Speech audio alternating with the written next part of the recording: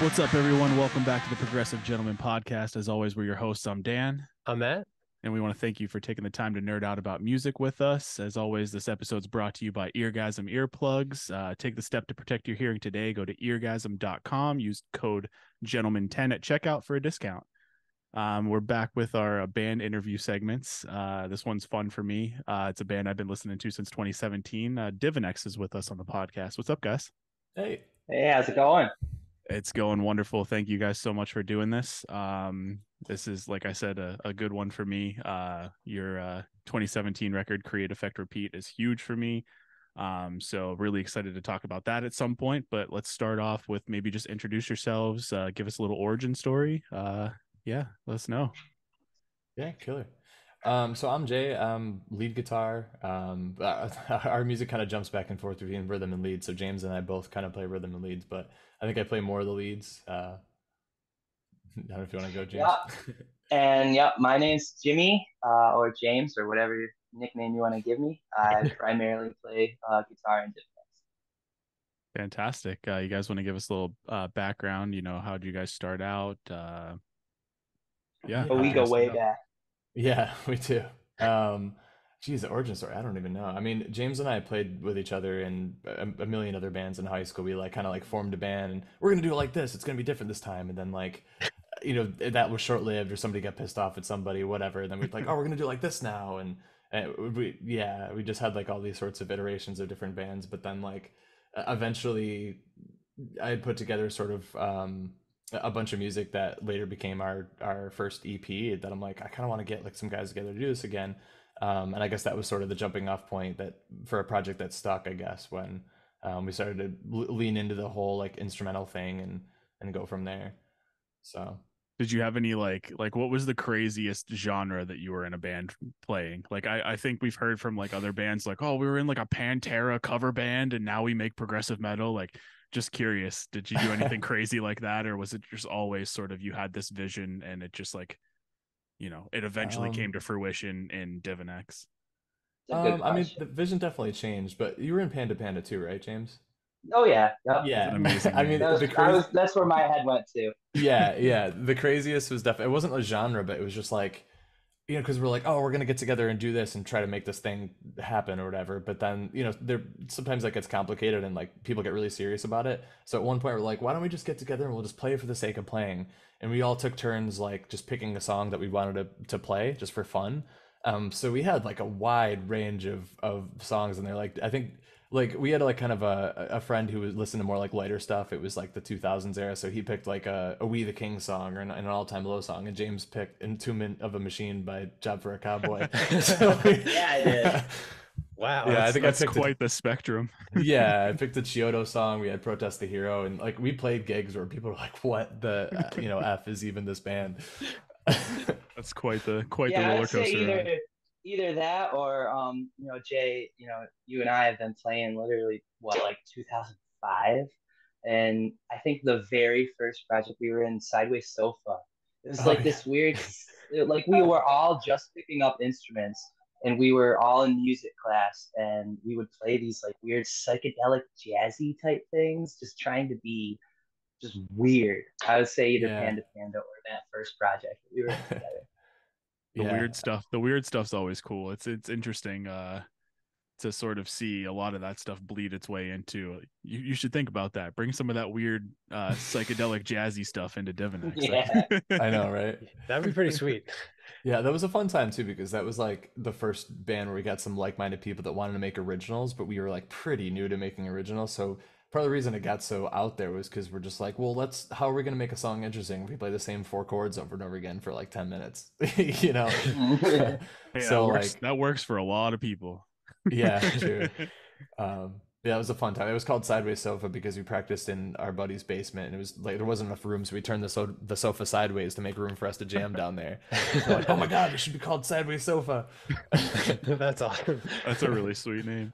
Yeah, I love hearing the origin stories behind names, where it just seems nonsensical of what made you think of that, and right, oh, there it is, there's the origin. I guess that's a fair question. So where'd you come up with Divinex? Well, I think I mean it's a good transition, I guess, with coming from all those other bands where we tried to do something serious and then we got tired of it or whatever. Like we picked a super serious name and then it sounded like cliche after a while. It seemed like a good idea to pick a name that was more general, where it's just like a cool word where it like when somebody says that word, it just means your band, and I feel like it has more staying power. That doesn't get old as much as something like I don't know, fight your demons or something. That's like, Right. it's like sounds really profound, but after you hear it for the 100th time, you're like, okay. Man, So that band Fight Your Demons is going to be real upset. Just- yeah, I was gonna say I don't know if that's a real band. If Well, somebody's listening, going, I love that band. I wasn't mentioning them. It just like well, I was trying to think of something that sounded dark and serious. Yeah. if they exist, we'll be sure to tag them to start the Divinex Fight Your Demons beef. All press is good press, right? Right, right. So what were kind of like your inspirations, like favorite bands, whatever, maybe that sort of led you in the direction that you guys are kind of in right now with the band? Well, I feel like I end up taking the lead on writing a lot, and I kind of have some ideas, but I'd be curious what your thoughts are, James, on like what kind of bands that you think kind of were at the core of our like when Um, we started, what I kind of stuff. think, yeah, I would probably go to like what we were listening to at the time, which was obviously Jay and I have a huge love stemming all the way back to high school for Protest the Hero. It's like our childhood in a nutshell is that band that naturally led to bands like Between the Buried and Me.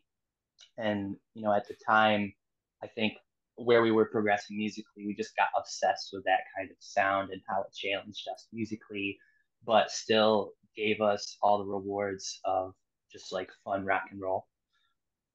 Yeah, because So I would we were probably like say some of those bands. for sure, and Protest Hero was such a great example too, because like I think like around that time when we were in high school and getting stoked on the music thing, we were like nerding out. It's like, oh my god, this is what it feels like to feel like to play in 7/4, and like we're so cool because no one else can do that kind of like there's part of that like fun, I don't know, like exploration of like the weird meters and stuff. And around that time, like there was like your punk rock bands getting popular because they're different, or like like the emo thing was happening because they're like different and Right. edgy.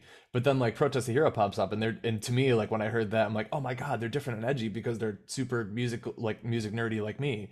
So and I think like it was a similar situation with James, like bands like that were like super cool Mhm. because they were just trying something that's like all over the place. And that first record, Kazaya, is like it's so crazy and ADD rhythmically, and it's so good. But yeah, I think I would have mentioned that one in BT Bam especially too, just because like one of the most inspiring things that I've like heard in music is just like a really good album that feels like when I heard like I think when they came out with Colors, like there was like some quote that said like this is 1 hour, like an hour and 8 minutes of pure musicianship or something like that. And when I heard that and I was like ready for it to come out, like I'm like, oh my god, I can't wait to hear this thing front to back. And I played it front to back, and like it was just like it was such a wild ride that ended in a satisfying way, that has like a crazy badass finale song that's White Walls, one of my favorite songs ever. So like that's something that I've always tried to like bring into our music, is that sort of like it- you know climactic sort of feeling of having a really long experience that like ends in like some really crazy epic place. Mhm. So I hope that comes through, and that's also part of the reason we end up having like 10-minute plus finale songs, because I feel like I want to give the ending of an album, like, or give the album a proper ending essentially. Which That, and we I remember where we were too is as we would get together in these different projects we were starting, one of these like recurring things was just wanting to get together and like non-stop play, just like plug in our instruments and go. And so when we were listening to a lot of the like popular emo bands, like Jay said, and then we found bands like Protest the Hero and Between the Buried and Me that were playing longer songs, we started to realize that that was something we could do. And then it just, this idea Jay got, that was just like, I want to get together with my friends and play for like more than a half an hour without stopping. And so that's kind of where our first record, Movement, kind of came to be, where all of the songs overlap and kind of create one continuous song. Yeah. Yeah. And that's like one of my favorite things sort of in the genre, if you want to, put you guys in like in a box, progressive metal, if that's what you want to go with. The genre of progressive metal and having those sort of, front to back everything flows together. It sounds like one long experience. While you could still separate it up into bite-sized experiences, if you play it from front to back, it takes you on a journey. I do see that in your music, and that's very reminiscent of Between the Buried and Me or Protest the Hero, and pretty much anybody, or not anybody, but a lot of bands in that genre. Haken does that.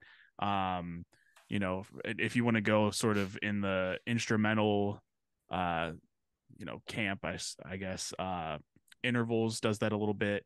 Love them. And I feel like I get a little bit of like Intervals in your music as well, which was something that I was going to bring up as well. I mean, Between the Buried and Me makes a lot of sense. Protest the Hero makes a lot of sense, but do you guys have any other like instrumental sort of inspirations, or just bands that you listen to that play instrumental that you get any type of inspiration from? Yeah, I mean, I think like doing this for a while, like you end up drawn to instrumental stuff. So we've heard a lot of crazy out there stuff that I probably would have never heard have we not like committed fully to the instrumental progressive metal bit. I mean, I don't know, like just, for me, like some people that come to mind, like I found like the Plinis and like the Jacob Zaiteki is doing some, if I'm even saying the name right, is doing That's some how pretty I cool would say stuff it. like in the lighter side. I'm a big David Maximichik fan. Just because I love the fact that like it has no rules and it'll just like I started this as a prog metal song and then at the end it's going to be an opera or like a I don't know, like it's just I feel like he just does whatever he wants and I think that's so cool and you have no idea what you're getting into when you start a song with him. And I do miss. I'm a bigger fan of his older stuff when it did sort of sound a little bit more like a prog metal or prog rock band like Bilo 1 and 2. But yeah, like he comes to mind. But there's a million of them. What'd you think of Bilo 4? Was it 4 was the most recent one? The one that came out last year? I can't remember. I think I think I, it's I was 4. like stoked to listen to it on a plane, but when I started listening to it, I realized it didn't download fully, so I only got like the first 3 songs, and Uh and I think I haven't circled back to it, but I had it it I sounded had dope. it I had it in my top 10 last year. It's a good record. I definitely recommend checking that out to listeners and to you guys, obviously. Yeah, Um, but and then who bit the moon back in 2017 I like that one. was also sort of in the same. I actually had your record higher than that in 2017. Wow. Um, it's a good record as well. So yeah, that's a cool name drop. I love David. Um, Yeah. but so we kind of sort of talked a little bit about this, getting together, jamming for extended periods of time. What's your writing process like whenever you're approaching a new record?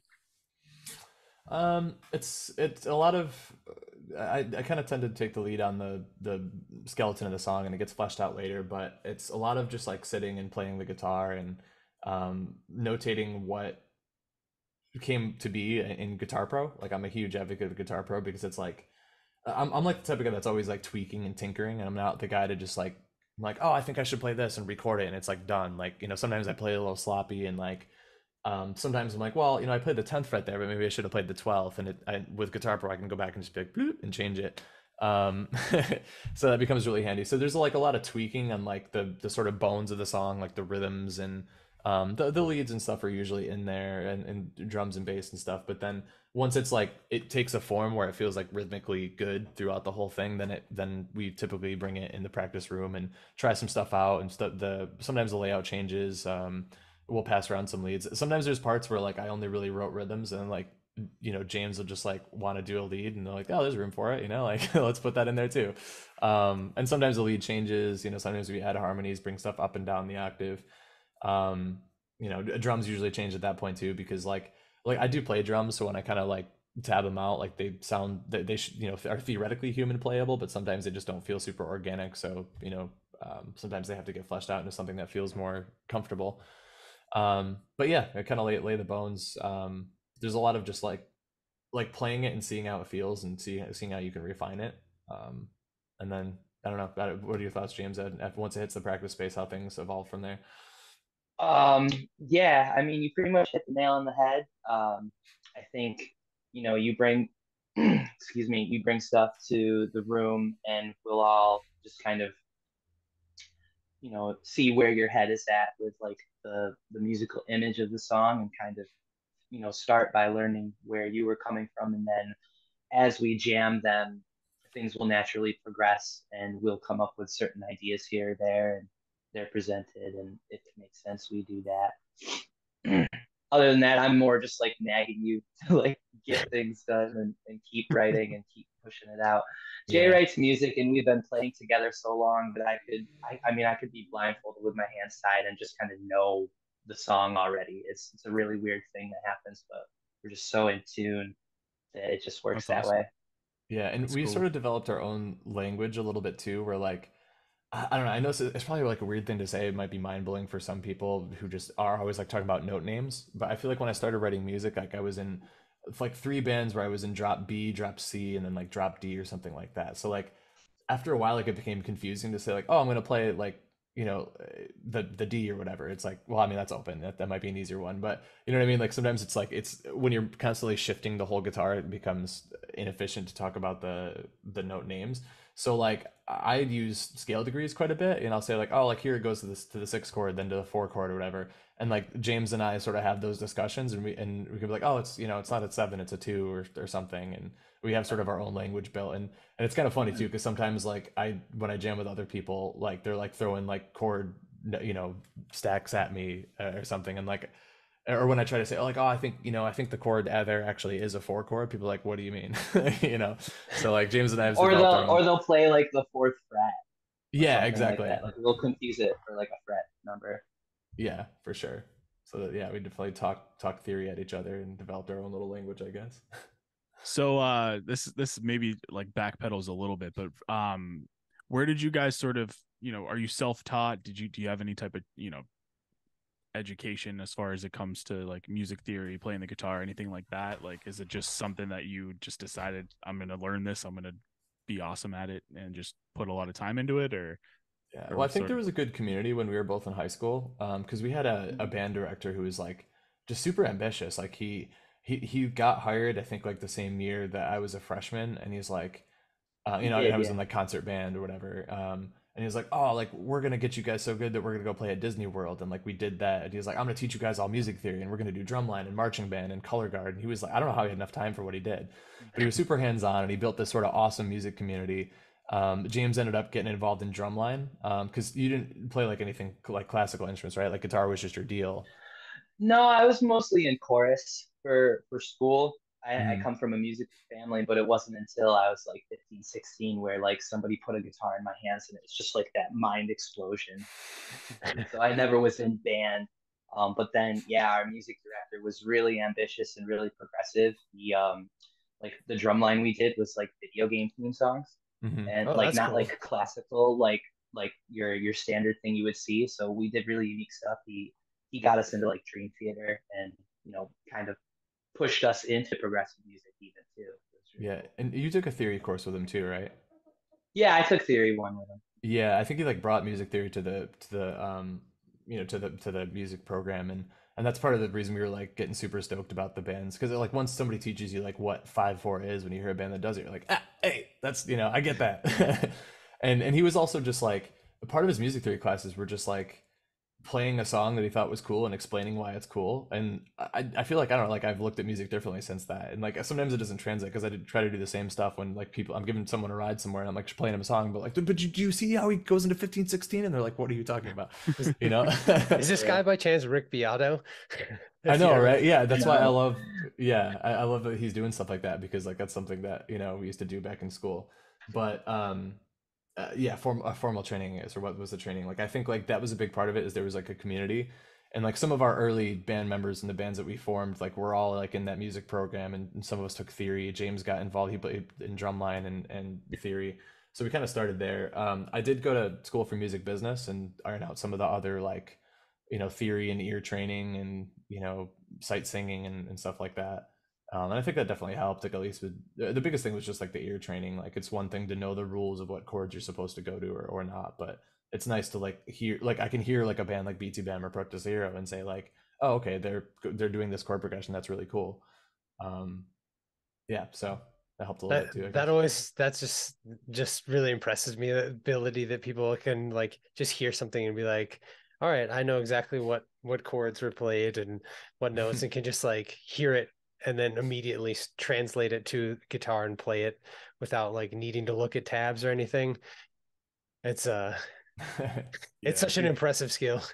we had like one music class, and we did play guitar for like a hot second, and our teacher was terrible, and he would like, some kids in that class played a little bit of guitar. Myself, I just sort of discovered playing guitar. I wasn't good by any means. I'm still not great by any means, but sometimes we would like tune the guitars to whatever we wanted to tune to while we're playing, and like, we'll drop it to drop D. It's 8th grade. I mean, drop D was like this amazing revelation.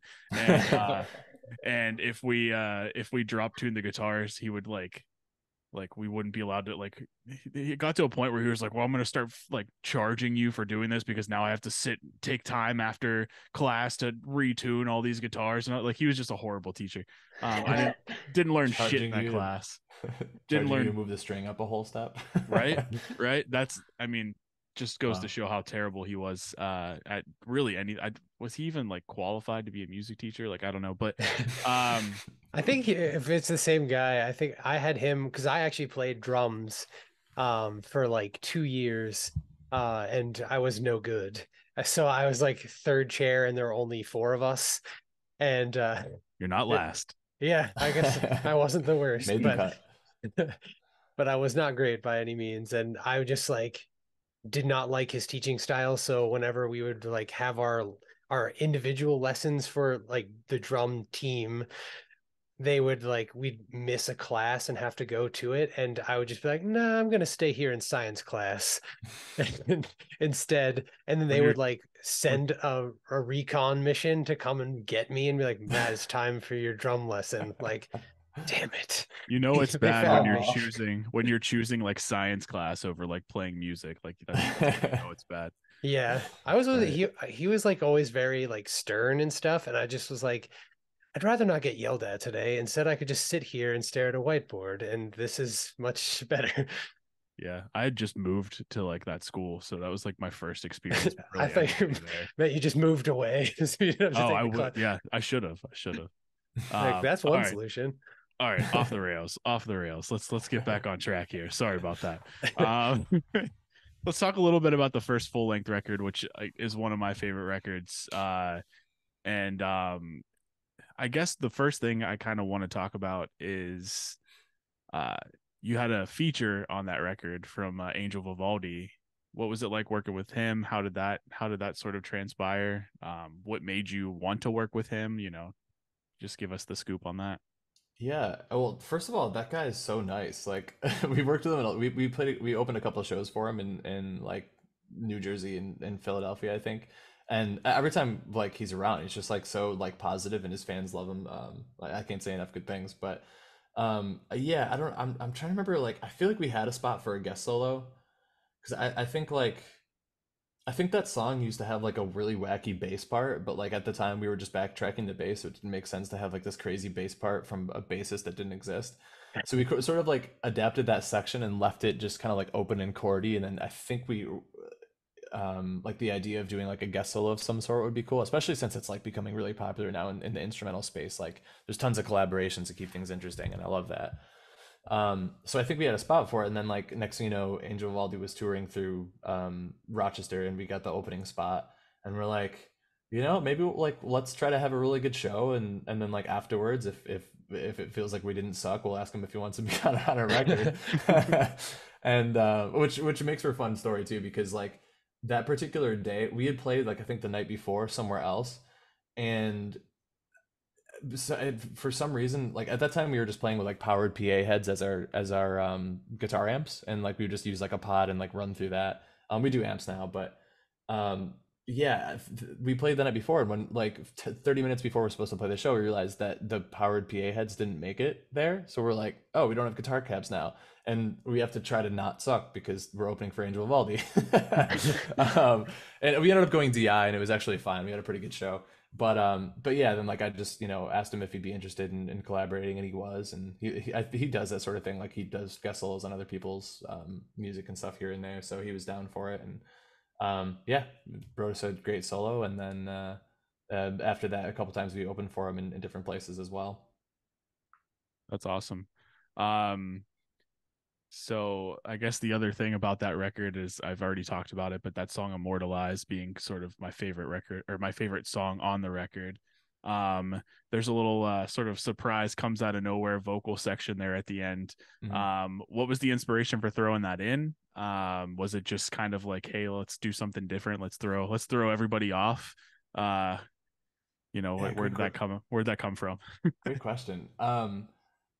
I feel like back when we were playing Event Horizon a lot, James, like maybe like early on when we played the whole thing, there was sometimes when it was just like everything was so loud at the venue, like when we played like the big breakdown at the end of that song, like I could have sworn I heard like vocals over it. I'm like, oh, it'd be really cool if there was vocals there. And like that was in the back of my head. And also like playing a bunch of more shows after that as we, you know, started getting more busy.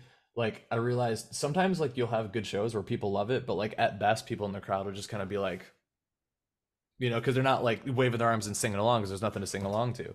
So Right. I guess I had this idea of like it'd be cool for like, you know, the biggest part of this whole record, you know, and that long song at the end of the record to have like a vocal part that people could sing along to.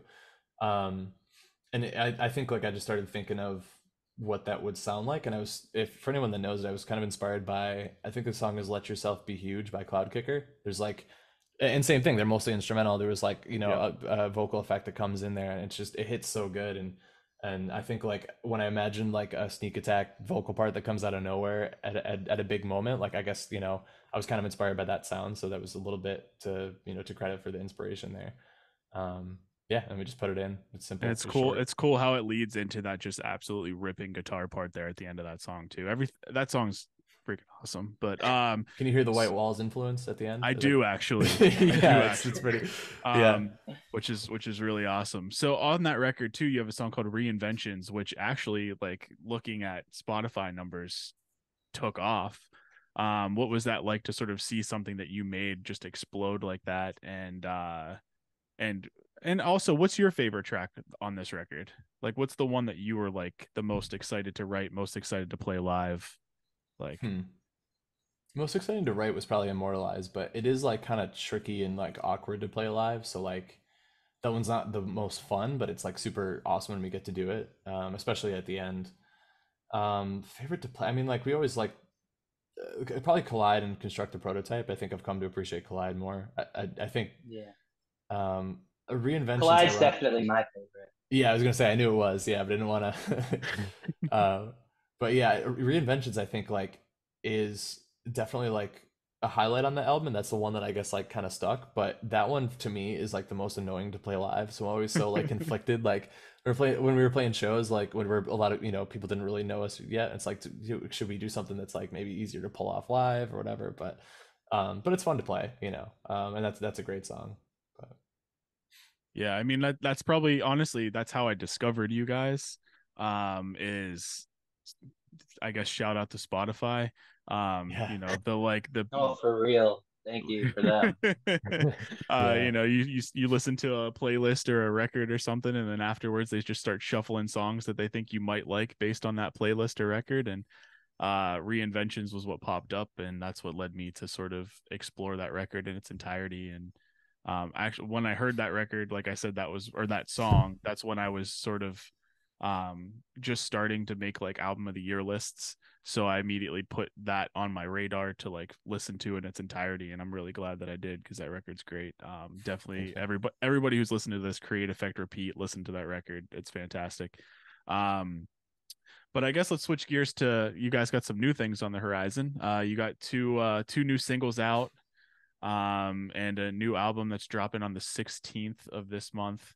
Uh, what uh, what was the inspiration behind that? Do you think it's a progression from sort of Create Effect Repeat? You do anything different? Anything you want to tell us about that record?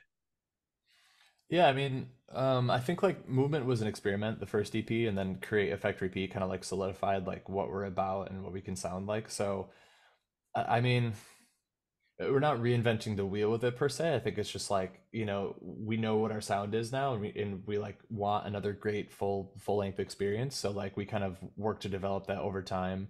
And the writing process was slow. Like it wasn't like we were like forcing anything. It's just like kind of whenever a good idea popped up, like then we add on to the song, and then we had 2, 3, 4, 5 songs down, and we kind of started to create an order. And we made, yeah, it's a killer record. We put a little bit more into production this time, and we like we're working with Steve Sopchak, who's an amazing mixing engineer.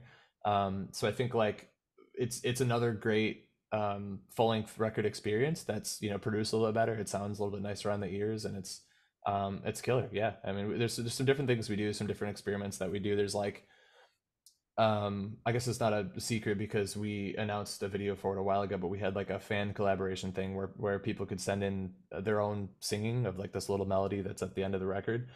And we put them in the song, you know, like to do sort of like a fan collaboration thing. We try to, you know, get a bunch of other different interesting things happening. We got another guest solo from Adam Bentley of Arch Echo, who, and his solo's so sick. Like that was such a sweet addition to that song. Thanks Adam for doing that. Yeah, I mean, we have another killer finale song that's, you know, close to 11 minutes long, and it's super epic and draws the album to the close just the way we like. So yeah, that's it for. Honestly, I felt like this, and we got to listen to it thanks to you guys. We appreciate that. I really feel like this record does sort of flow very similar to like Create, Effect, Repeat, in the sense of like, you know, like you said, you're not reinventing the wheel. Your sound is, you know, your sound. You do it well. But just the way that, like, you know, it progresses through, and then like you said, the epic ending, you know, you guys kind of have a structure down too, it sounds like, and it does work for sure. And again, I find myself favoring the really long tracks that you guys put out. This one's no exception. So yeah, a lot of the heart and soul of the record ends up pouring into those finale tracks. And this layout's a little bit different in terms of structure, like because both the first two records, like the last song was the long one. This one, it's like the second to last song, and there's sort of like an outro. They like, you know, it's kind of like a different ending, you know, another ending, like I don't know, maybe an alternate ending, even if we're making metaphors, but I like that. but like it's that.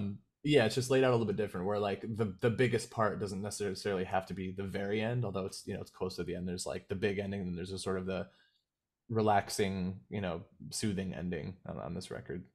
Yeah, it is kind of cool. It's kind of like pick your own ending, you know. I like the alternate ending there. That's sweet. Yeah.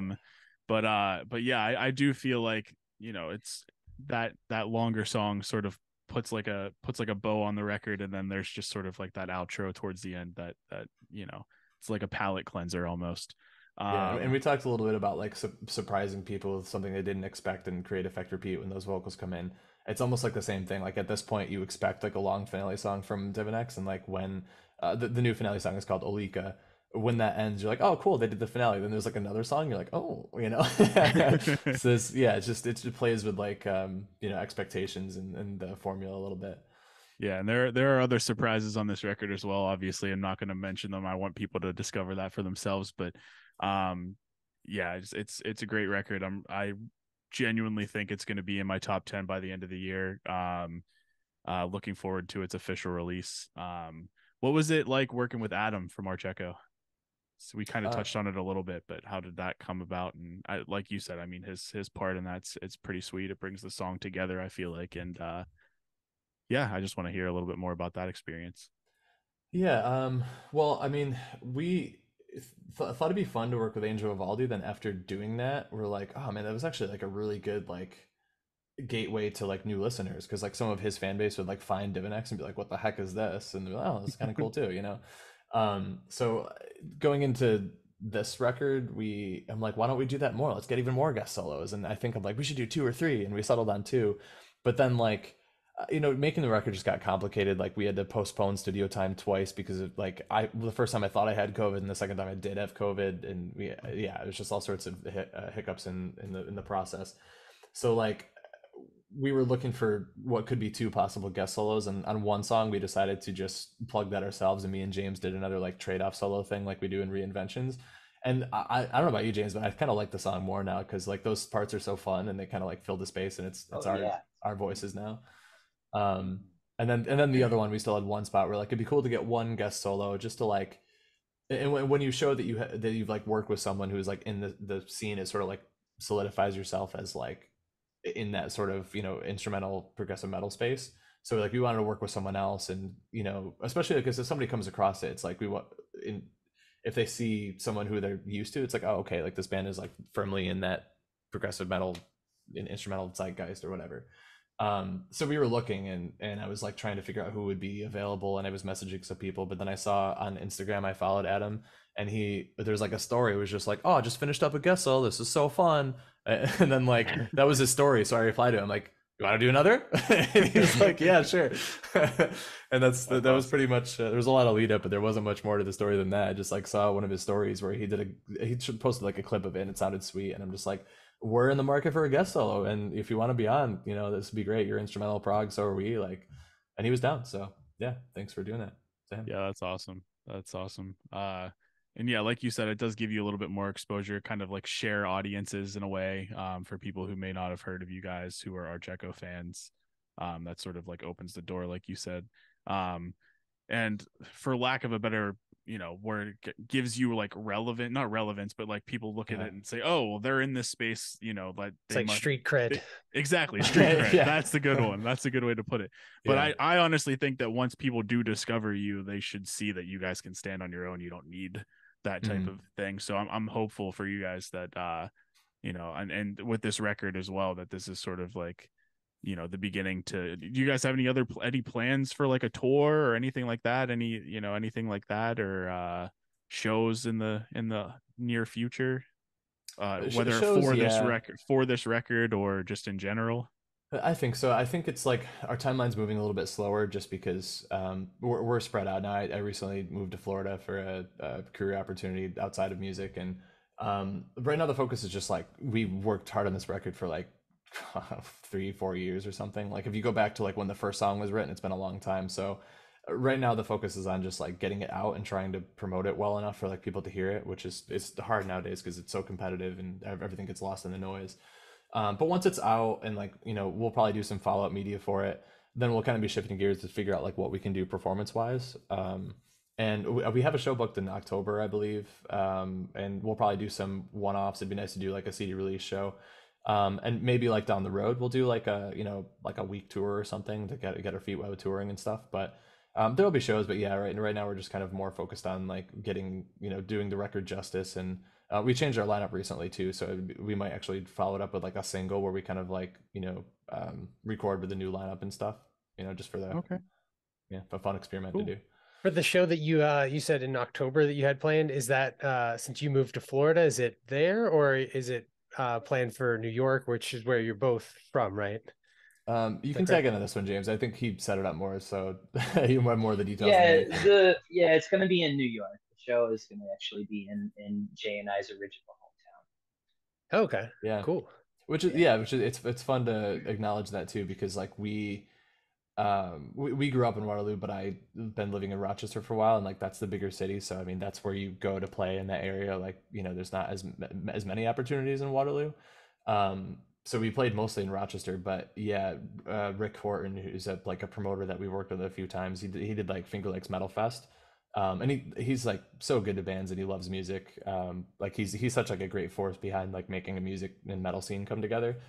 He's doing a show in Waterloo, and now that you mention it, yeah, it's back in our old stomping ground. So I have never heard of Finger Lakes Metal Fest, but that is definitely something I'm interested in. Yeah, it's fun stuff. I think they might have like discontinued it because they had a problem with the venue or something. Unfortunately, I don't know if it's still going on. But... Oh man.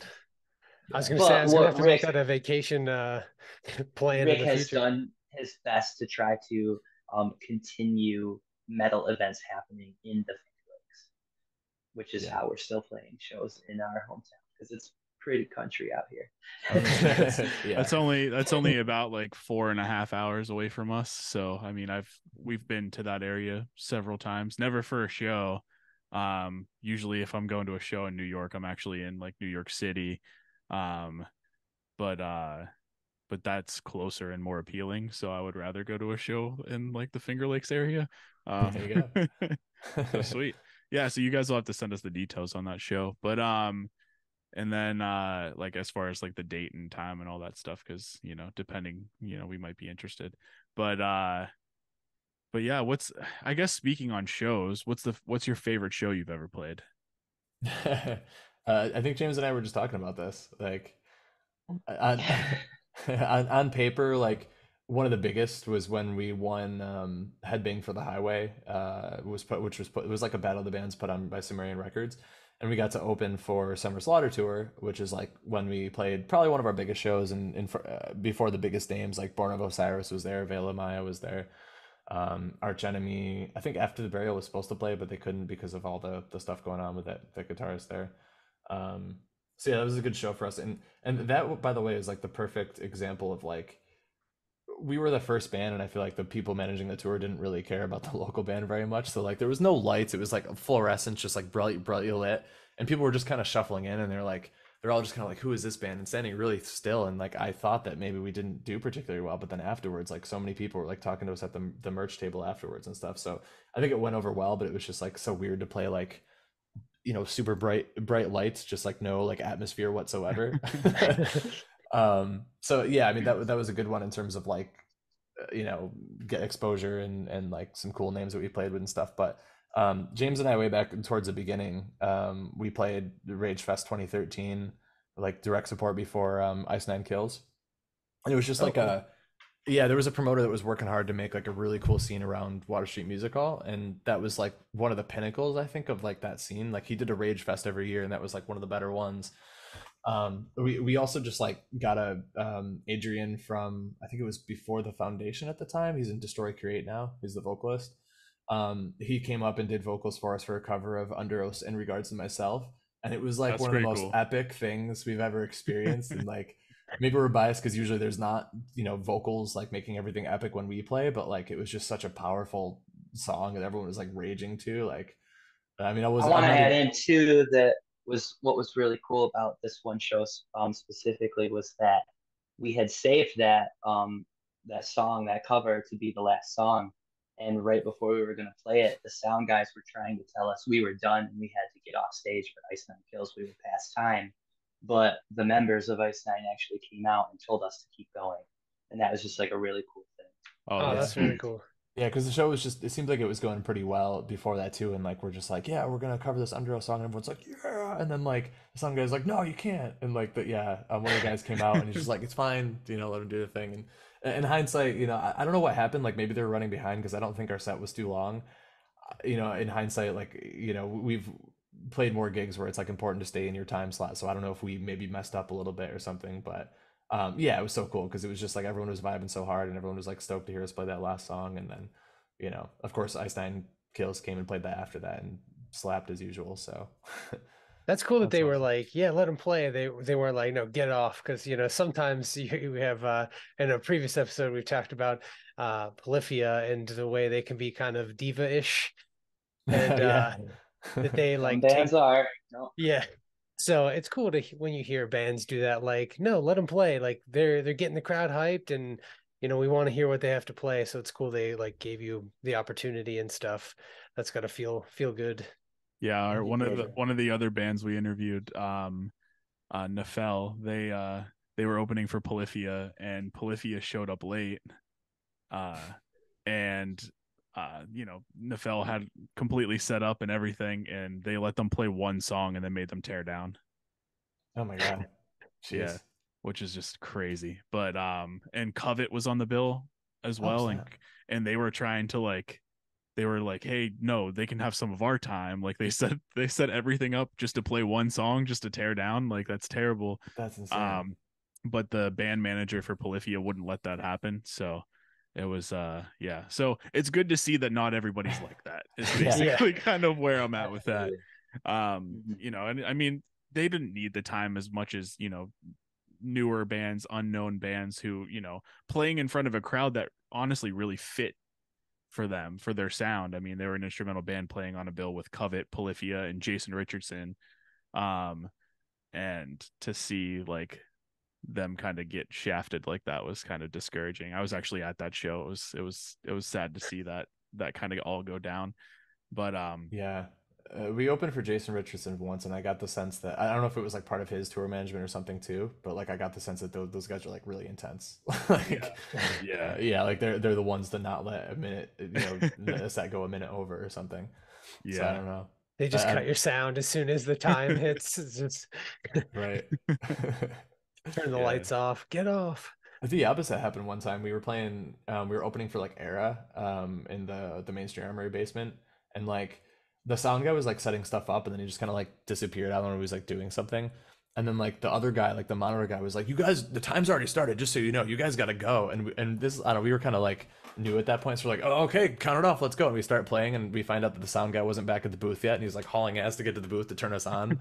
So like, that was one situation where the opposite happened. We actually like instead of like cutting out the sound at the end, it was like we were playing before the sound was even there. Like, Jeez, that's crazy. Well, I mean, we covered a good bit here. Is there anything else you guys would like to announce? Obviously, the new record coming out on the 16th. Is there anything else that you guys would like to cover to present to our audience or anything like that before we sign off? yeah, I think that's the main thing. Like, we're just super stoked on the record and worked really hard on it. It's been like a long time coming. We've had blood, sweat, and tears, as they say. So, yeah, I mean, if anyone listening is up for an adventure, like put on the album, listen to it front to back. Like, it's a cool experience. And if you're driving or something, like that's what our music is made for. It's not like, oh, listen to us for 3 minutes and go do something else. Like, it's a cool experience. So, yeah, if anyone's think- listening, Yeah, I like, give think the record a spin. we really work hard to put little Easter eggs and secrets in that, only people that take the time to really absorb the whole piece and are gonna get the chance to hear. So definitely. Damn, you saying that now, I'm like, shit, I gotta go listen to it again. Yeah, That'll be our next record's marketing campaign is like, if you hear the sound of this, then let us know and tell us where, and you'll win something. And there's like nothing actually there. People are just listening really hard to find, You just sit back and watch the play count rise. right? Like Stream numbers. suckers. I love it. I love it. Yeah, I got a trip here. I'm leaving on Friday, so that'll definitely be on the Awesome. radio as I'm driving down. Looking forward to that. Cool. But yeah, I guess we'll wrap up there. Thank you guys so much for jumping on with us. We really appreciate it. Really looking forward to the new record. And hopefully everybody else is as well. And yep, comes out on the 16th. And yeah, thank you guys so much again. And we'll Thanks, guys. catch everybody on the next one. And yeah, we'll see you. Yeah, and thanks for having us. For We're having us. historically not great at PR and promoting ourselves, so any chance to come on and talk about stuff we care about a lot means a lot to us. So thank you. Absolutely. We're And happy to have you. we'll be sure to share everything we can on our story and stuff. When the new record drops, we'll have everything shared out. And so anybody listening to this, keep an eye on our page for all the information, everything related to Divinex and their new album. And thank you guys again.